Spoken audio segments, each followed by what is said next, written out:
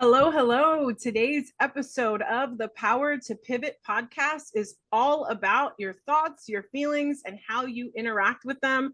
It's going to be a great episode. I am joined by the founder of Being You LLC, Shri Debbie Virapan.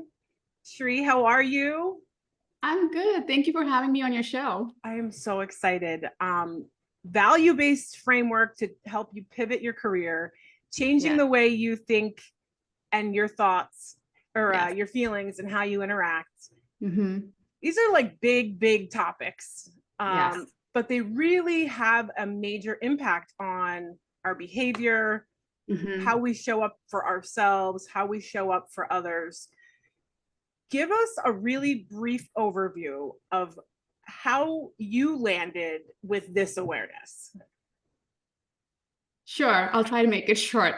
So interacting with thoughts and feelings, it's not always been something that I've been experienced in my life. I started my career as a behavior analyst, which means that I look at behaviors. I try to understand the why behind the behaviors and why people, respond the way they do.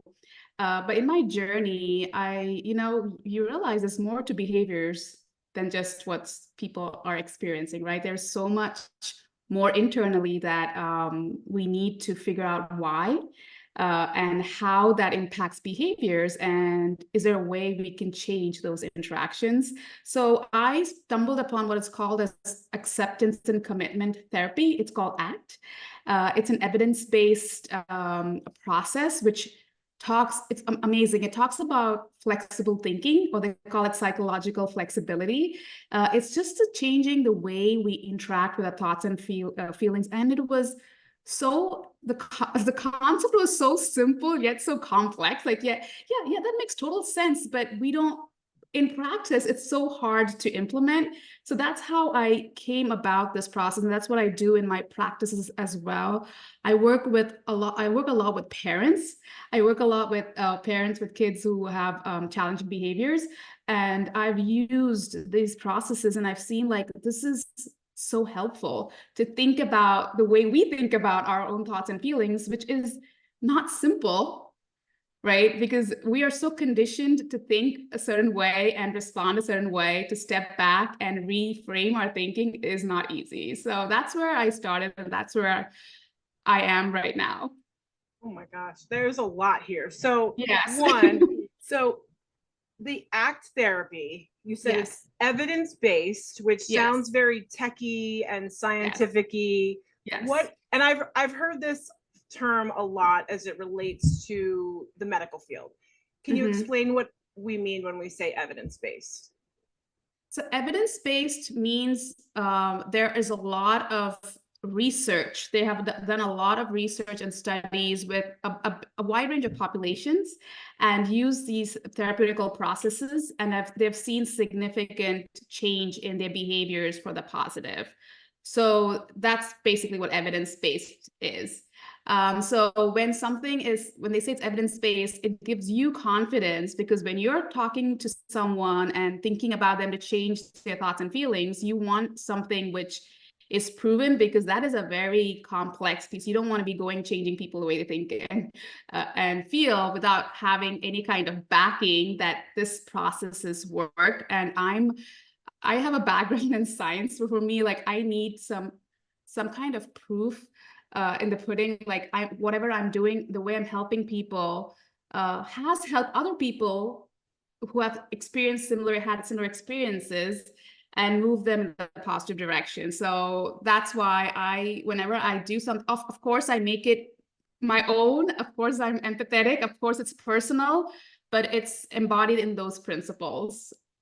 I think that's a really good point, right? Yeah. Especially when we think about every day, it seems like we're bombarded with a message of what the next best thing, this is the latest and greatest trend, Yeah. fad. Yes. And when we talk about wanting to change our life and getting to the point where we might feel stuck but don't know where to go, having Yeah. an approach that's been tested, it's verified, Yes. is important. When you think about the way you think and feel Yeah. and how you show up in the world, if you're going to go through the process of making that change, make Yes. sure it is something that can give you results and is not just the next best or latest and greatest, quote unquote. Exactly. Exactly. So yes. So yeah, that's the whole purpose of using that processes. And like I said, it's so individualized, it's so personal. And that's why I love it. It's so practical. I mean, we talk about it a little bit more, you'll understand why. It's not super techy, but it's very relatable. Like you're like, okay, that makes sense. Kind So of. you mentioned in your bio flexible thinking and a value-based framework. Mm-hmm. Tell us a little bit more about what that means when you say value-based, and what is flexible thinking? Yes. So both these flexible thinking and value-based framework are part of the ACT processes. Value-based framework falls under the umbrella of flexible thinking. So when we talk about, let's talk about value-based framework. So there's values and there's goals, right? So if you want to like differentiate between a value and a goal is, say, I want to lose 50 pounds of weight. That's my goal. I want to lose 50 pounds of weight in 2 months. That is my goal. But a value would be something like, I want to work out. I want to have more energy so I can spend more time with my kids. So that's what I'm going to, so it's value based. So that's something which is important to you, right? So that's losing weight. Okay, why do you want to lose weight? And when you dig deeper into people's goals, there's an underlying value. Like, I want to spend more time. Okay, that seems like where you want to go. So a value-based goal, a value-based framework is ongoing, whereas a goal has a definite endpoint. Okay, I lost 50 pounds. Now what, right? But if you want to have more energy, if you want to spend more time with your kids, that's an ongoing thing. And you will want to maintain that healthy lifestyle. So that is what a value-based framework is. I love that because it takes it from the result and being results driven, Yeah, to the process. exactly. And it's more sustainable that way. Like you said, okay, we lost the weight. Now what? What's next? And I feel like when we are in that results only mode, it's very easy to get stuck in a place of control, right? Yes. I've got to get to my goal. I've got to get to my goal. And not to dissuade anybody or put down having a goal, right? But I think there's more growth that happens when we focus on the process, Yes. not the outcome. Not the outcome. Exactly. And you can always have small goals that lead you towards your values, right? Like, you can always like, if I do this, it will help me move towards my values, but not focusing as the end result as that goal. That makes sense. Values always like having that, what is more meaningful for you, but you can set those small goals to achieve those values for sure. Yes. Do you ever feel that you have to challenge someone's goals a little bit, where maybe they're telling you what they think you want to hear? and and how do you help them overcome that, right? Because I can almost see somebody saying, of course I want to lose weight because I want to spend more time with my kids and have more energy to do that. But how do you get to that point? But then how do you continue to dig levels down and make sure that that is the authentic goal or the authentic value? Authentic value, yes. And so that's where the flexible thinking piece comes into play, because coming in, all of us as humans have, a set belief, right? We have set rules and beliefs, and the way we've been brought up. We have a set identity that we follow based on how we've been brought up. So changing that thinking is hard, because we've been conditioned to think a certain way. That's where, when I talk about the thoughts and feelings, that's where we start. So talking about thoughts and feelings is, there are a couple of different pieces to that as well. When we have, say, for example, we have a painful thought, say we feel angry. So what do we do? And we're like, okay, we either push it away, like, I'm not gonna deal with this. I'm just gonna maybe take a walk, maybe scream in a pillow, draw. or like different kinds of ways to avoid. We try, as humans, we are try to avoid painful or escape those painful and unpleasant feelings. But you've seen time and time again, those feelings keep coming back, right? They never go away. Like, it's not like one and done. If I stop thinking about it, it's gone. And I give this favorite analogy to my clients as well. Like, think about a delicious chocolate cake in front of you with the smell and its gooiness. And I say, stop thinking about it right now. You're going to stop. There's no way you're going to stop thinking about it, right? No, I want it even oh, more yes. now. Yeah, like if I say stop thinking about it, you think about it even more. So one of the big pieces of ACT is acceptance, or the willingness to sit and embrace those painful feelings, right? To sit and think like, yes, it is hard, it's uncomfortable, but when you let it sit with you, you're like, okay, you're here with me. And also detaching yourself. You are not your thought, right? Just because you think that, you don't become that. So you have to, that's a big piece of ACT 2, which is like detaching yourself, letting it go. So I have a painful feeling, say I have a feeling, instead of saying I'm sad, I'm feeling sad, because then you're giving it a name. It's not who you are. I'm feeling sad, and I give sadness a name, maybe like the Inside Out character, just giving it a name, sadness. I see Everybody you here, has anger, misery, sadness, joy in their heads right now. joy. Yeah. I mean, the Inside Out story is a kind of, if you watch the movie, it's a kind of loosely based on ACT, which I love, because it talks about the different feelings and having those as different components. They're not who you are, they're there. So one of the things that I tell my clients is, let's talk about those thoughts and feelings when you say for weight loss. What are the thoughts and feelings that come up with you just because you're overweight? Is that does that define who you are, right? Does that define who you are? What are the thoughts and feelings? Let's sit with those thoughts. Let's sit with those feelings. But what do you want in life? What is weight loss mean to you? Right. So when we start asking those why, how, what questions, they started like, okay, it starts like unpacking stuff. They start telling you more and more. I want to lose weight because I want to look good. Okay, why do you want to look good? Why is that important to you? It's because I want to fit into these clothes. I wanted this thing. And then and what does that mean for you, fitting into, like, so when you start asking those questions, they say, because I don't feel confident, things like words like, I don't feel confident. I feel low self-esteem. So there's always another piece to it. Like, it is the weight, but there's something else, right? That's the self-confidence piece. It's always another layer to it. Okay, why don't you feel because my husband doesn't treat, then there's other pieces coming into it. And then you talk about the bigger values. Yes, we'll still work on the weight loss, but there's something bigger here to work on. Let's talk about embracing your thoughts, feelings, accepting yourself for who you are. That's a big piece in ACT, and it's a very complex piece. It talks about, you have all these thoughts and experiences, and it kind of shapes who you are, right? You kind of like, I have to do this because that person's doing this.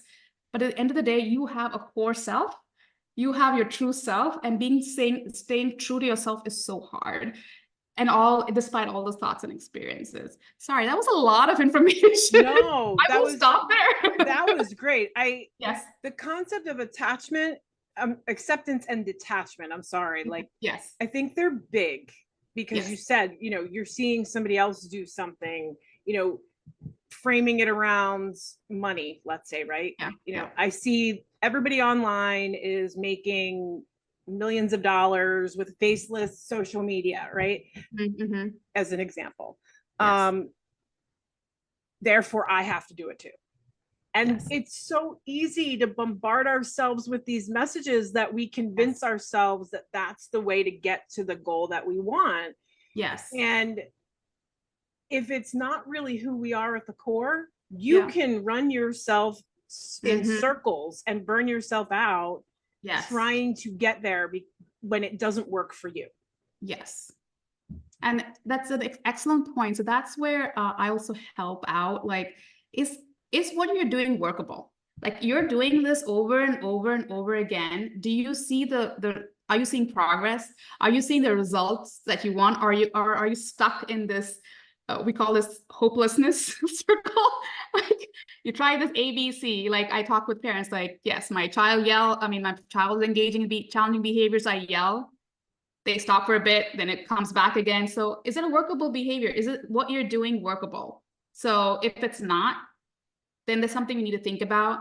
And again, that's a piece of flexible thinking. Parents like, no, these are my rules. This is how I was brought up as a child. So I want these rules for my child. Okay, I get it. But what do you ultimately want for your child?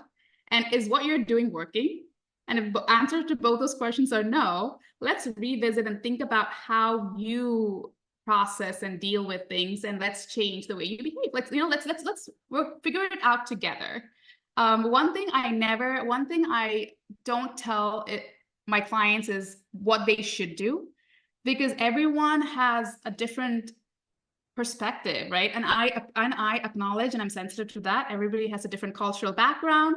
Everyone has a different belief, identity system. So I want to be sensitive to those pieces, because I can tell you do A, B, C. You'll be like, yes, I will do it. But if it does not resonate with you, like you said, if it does not meet, it's not your core self, it's not going to work out. So I help you figure out what you want, and I maybe show you the way to get there. And that's my role. I'm just your guide. I'm your support system, because at the end of the day, we want what's best for you. And that's, so I'm not a teacher, I'm just a guide. Tell me about a time where a client might have been resistant. I feel like it's so uncomfortable sometimes to really sit with those feelings. Like we get afraid of them almost. There's this resistance to letting the yuck come up. And we just sort of divert away. You know, our minds can be so tricky and funny sometimes, because it will, we know we should, because what is happening now is not working anymore, right? But when we get to the point where we think we are going to sit down and we're going to work through this, all of a sudden you got a million things to do. It's hard. Yes, for sure. It's super hard. And honestly, everyone I start working with, I meet with resistance, because it's something new, it's something uncomfortable, especially when you have such intense feelings. You don't want to feel that way. So one of the things we talk through is choices, right? The choices you make. So I can't control the choices you make. I can tell you, but it's at the end of the day, it's your life, it's your decision. So you can choose one of two ways. You can choose to move towards what's meaningful for you. But yes, the path will be hard, but I will help you, give you some tools and strategies to make, yes, you'll still feel the pain and discomfort, but we can work together to find some ways to make it less intense, so that you can still move towards what is meaningful for you. Or if you say, no, it's too hard, I don't want to do it, the choice that you make there leads you to a different result. And are you okay? If you're okay with that, fine, then that's the path you chose to take. So that's typically how I help clients. And every client's needs are so different. So the strategies and tools to help them deal with different emotions, thoughts, and feelings are different. But it starts there. Tell them about choices. I even have a visual. I have like a blob here. Like what is important to you will be on this side, and then this side will be all the things that move you away from this. So like if you want the arrow to go this, if you want to make all these decisions, it's going to make you move this way. Sorry, no one can see my hands moving, but yeah, but but you get what I'm saying. So, but if you make those choices, it's going to move you towards this. Yes, it's going to be hard, but if this is truly what you want in your life, and let's work together. And yes, we're going to take baby steps. We're not going to jump from A to Z. It'll be A, maybe not even a B, maybe between an A and a B. We'll take baby steps, so that's not overwhelming. So we come up with like SMART goals. I call it SMART goal. So like they're specific, they are meaningful. It's the acronym for SMART. A is attainable. R is it relatable, and it's time-based. So we have the small, tiny, like we talked about the goals, tiny goals let's do this A, and then to move you towards in that direction. So that's typically how I work with resistant clients. Um, I love that you talk about choice. Yes. That is 100% what the power to pivot is all about. Is Mm. at any given moment, you can make another choice. Yes. In your experience, what is it that stops people from remembering that they get to make those choices for themselves? Because it's really easy to give your power away. It's really easy to forget that at the end of the day, we are responsible through our choices. Yes. I mean, I realize that having accountability can sometimes bring up some not so good things. But yes. what is it that keeps us from remembering that we have a choice? That's very hard. Honestly, I mean, as humans, that's super hard. Even myself, it's hard, like to keep you motivated, to make sure that that's a choice you want to take. And what has helped me personally is when I make a choice or I don't make a choice, I just go with the flow, and I see things don't working the way it should be. I kind of step back and try to observe what happened. And I think it's based on my experience and just the knowledge I have. Like, okay, I yelled at my daughter today. I know better. I'm a parenting coach. I know, yeah, I mean, I know this is not going to be, I'm going to be stuck in this loop, but I made a choice, not the right choice. I didn't even think about it. But then I can learn from the experience, step back and say, okay, I did not make a good choice. I forgot all about what I'm supposed to be doing in this situation. I'm going to give myself self-compassion. That's one big thing I learned. Like, I'm not going to beat myself up. Like, I'm like, I'm a parenting coach and I know better. And I tell people this. Should I be telling people that if I'm yelling at my child? All those different thoughts go in yes, I still have those thoughts, but I'm like, okay, thoughts. I hear you. I see you, but I'm going to be kind to myself. I'm learning from the experience, and I will deal with it differently next time, because I learned from this experience. I learned that this is not a workable behavior. I learned that this is making me even more uncomfortable and even more sad, feeling sad. So those are things like having those checkpoints and seeing that, okay, what I'm doing is not working. Like, let me like a step back and observe and revisit and ask help when needed. That's one of the big pieces that I help my clients is accountability. And I am the account, like I tell them, like, I'm at your corner, I'm cheering for you, I'm always there for you, and just to keep the momentum going so that you can keep doing what you do.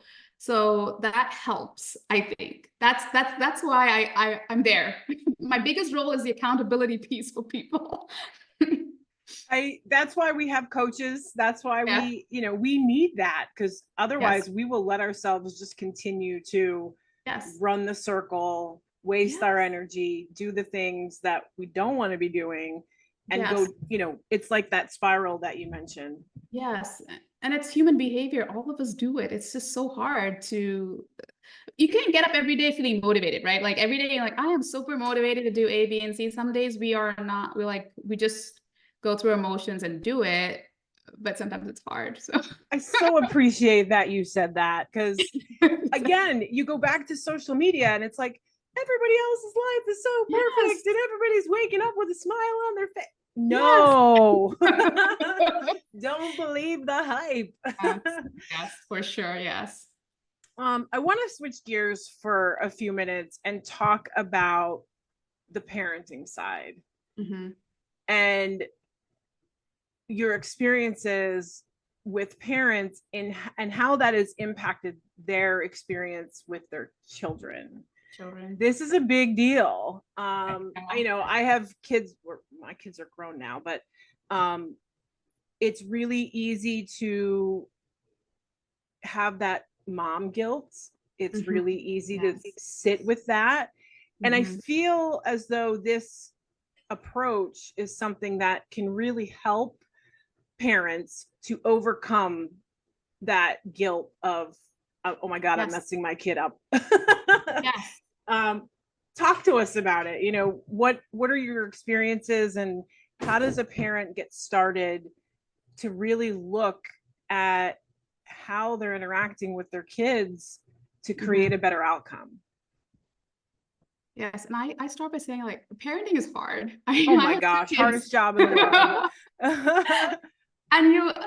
And you see, like, everyone, and that's the thing, right? When I was a parent first, this whole process was new. I was 16 and a 9-year-old, but when I had my 16-year-old, I was still learning these processes, and so I'm still a new novice parent, and it was super hard because I look at people around me, I'm like, oh, they all seem to get it. Like, I mean, everyone's a parent around me. Everyone's doing it. How hard can it be? And then I'm like consumed when I don't have it in control, I'm consumed by this guilt and shame. Like, and I don't want to share it because it's like, I must be a bad parent, right? Like It's almost embarrassing.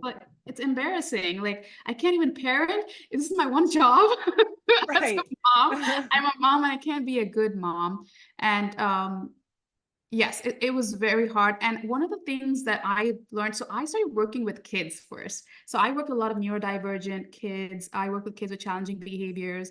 And I realized, like, as a therapist or an analyst, I spend like maybe less than 3% of the time with the kids, and 98% is the parents. And I realized the more the parents are involved in the process, it's been more impactful for the kids. So that's why right now I'm like focusing, like, I'm just going to focus on parents, because that's where change can, impactful change, purposeful change can happen. And one thing I tell parents is that, you're not a bad parent. There's no such thing as a bad parent. Okay, let's start there. I mean, you're trying your best. It's not your fault. Like you said, you look at social media, you go to parenting workshops, you read all the self-help books, you've asked your friends for advice, or unsolicited people, like, maybe you should be doing this instead. And then you're like, okay, I'll try all that, and nothing works. And you're like, yeah, it just reinforces that negative feeling you have as being a bad parent. But I always tell parents, you are unique. Your child is unique.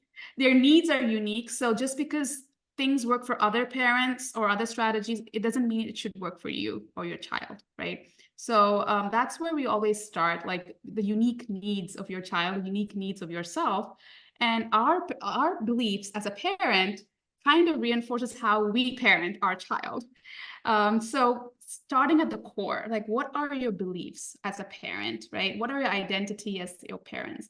Because when we are in the midst of, like, in a relationship or a situation with our child, there's so many other thoughts and feel. We're not in the present moment. Are we actually so honed in to that situation of what's happening to respond in a certain way?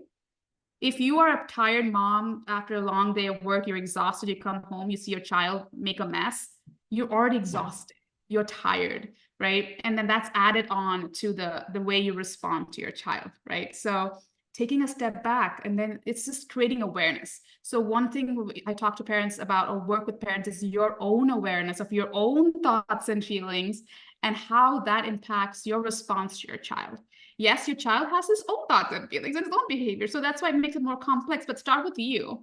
Start with you, like, okay, I'm tired, exhausted. It's a mess there, but I'm not going to deal with it right now. I just need a moment to calm down, have a cup of coffee, come back, look at that situation, and respond differently. So that just a little bit of awareness of where you are in the moment, and are you at the moment, is very helpful in helping parents to build those we call emotionally intelligent children.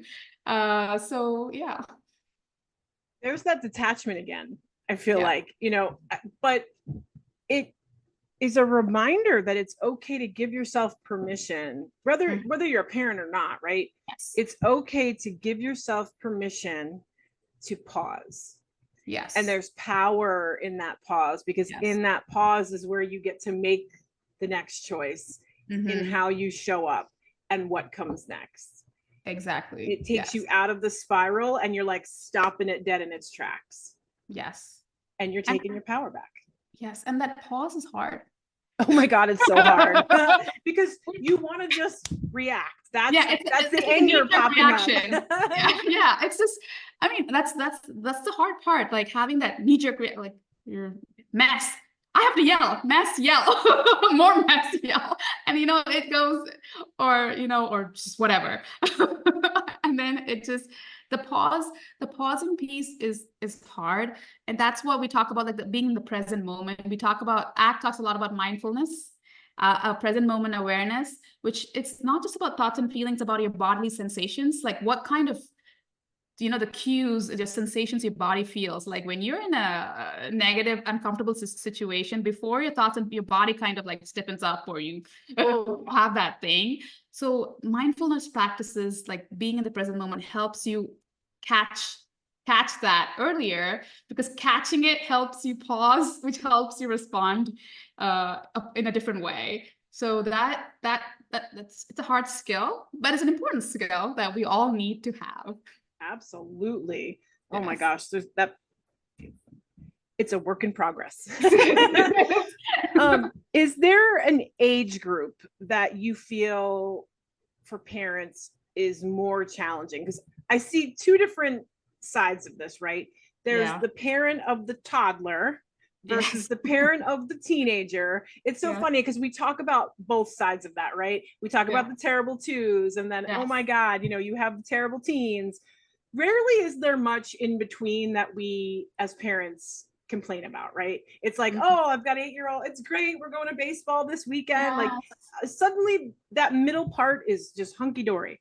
But is there an age that you feel parents should start to have this awareness, or most commonly do with your clients? It's a very difficult question to answer, because I work a lot with, like I said, neurodiverse kiddos too. So the way they process and, think is very different. So it depends on the behavior. I won't say age-wise, I would just say behavior-wise. So if you see kids, it could be from any age range. And if you feel like you're stuck and you've tried everything and nothing works, it could be, I have worked with 9-year-olds who have challenging behaviors. They're like gifted kids who are like, the parents don't understand them, and they don't understand their parents. It's like both, it's a two-way street there.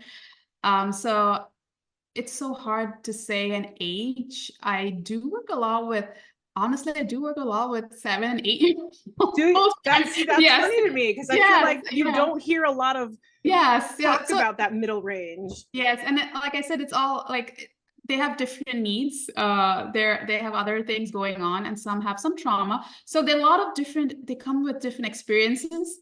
So based on their experience, their needs and their behaviors look so different.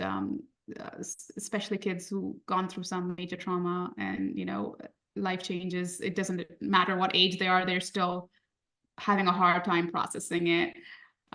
So yeah. It's so much. There's no age. There's never a good easy age. And I'll go back to, they also don't come with a manual. So guys, let Shri be your guide and your manual, okay? Because we need that support, realistically, as parents. It is the hardest job in the world. We bring our own trauma and guilt. It brings up a lot. And I think there's a conversation to be had about that, right? Maybe that's a separate interview, but I think there's something to be said about, what you bring into parenthood. And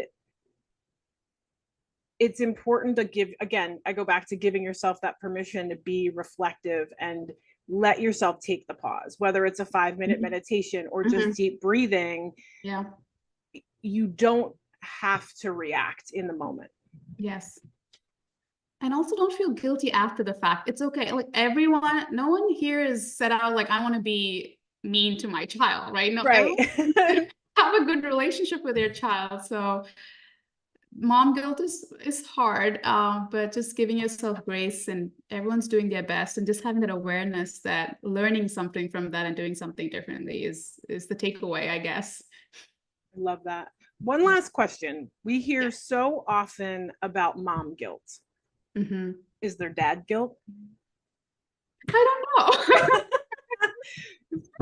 I hope so. I think there is. I think now I see because though I mostly work with moms, there are always situations like dads are always part of the conversation. Like dads are always like, I want to be part of this and I want to help my child as well. And because parenting is, you need both parents to have that consistency, right? Consistency in working with their child. Like mom can do the best she can. If dad is reinforcing like bad behavior, it's not going to work in the long run. So yes, I think dads are also not super involved, though I do work a lot more with moms, but I think there is for sure a little bit. I think guys just tend to maybe hide Sure. it better. Yeah, yeah, yeah, That's no, that's not what's yeah. happening here. Yeah.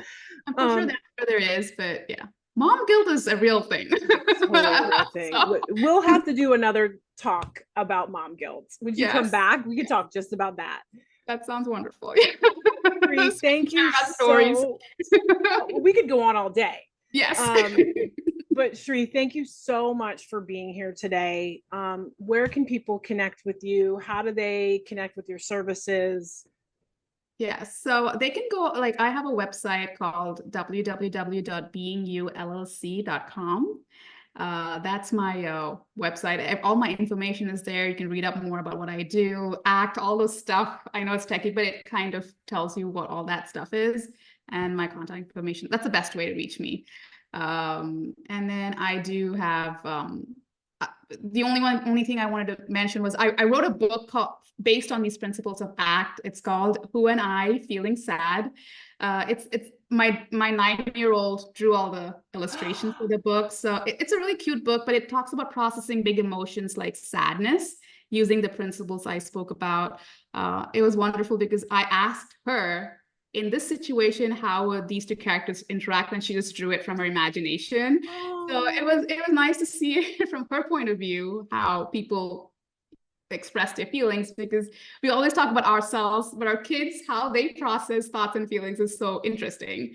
So that's a wonderful, just a beginner's guide to what ACT is, and just a simple, very simplified version of how to deal with painful feelings. But yes, my website is the best means of communication, and my email, it's there on the website as well. Perfect. So Where can we get the book? it's on Amazon, on Goodreads. Yeah. Okay. Well, Yeah. we're going to put the links in the show notes. I want to Okay. make sure people know where to get the book. I think, Yes. especially if it's a really good starting point. Yes. Guys, make sure you check it out. Shri, thank you so much. This was amazing. Please, we'll set up a time to come back. We're going to talk about mom guilt, guys. Hang on tight. We're going to wrap up. You are never stuck. You are never lost. You are never, ever alone. At any given moment, you can use your power to pivot, make a new choice, and start again. I will talk with everyone on the next episode.